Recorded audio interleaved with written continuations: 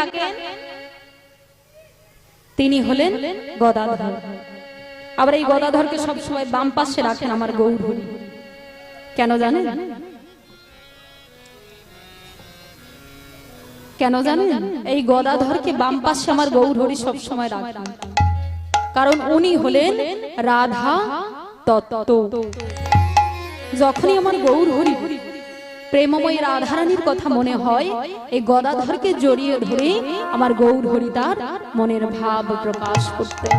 নিতাই গৌরহরি বল। রাধে রাধে রাধে। তাই ভক্তমণ্ডলী, ভক্তিমতী মায়েরা চলুন আজকে একটু নাম গেয়ে নেব, আমার গৌরহরির দেওয়া নাম, তারপর লীলা আস্বাদন করব। একটু নাম গাওয়া যাবে? আচ্ছা, ওখানে ভেতরে কি কমিটি দাদা ভাইরা আছে? আছে না? হরিবোলটা দিচ্ছেন নিতাই গৌর, হরিবোল দিচ্ছেন, ভালো দিচ্ছেন, কিন্তু এমন সময় দিচ্ছেন সেটাই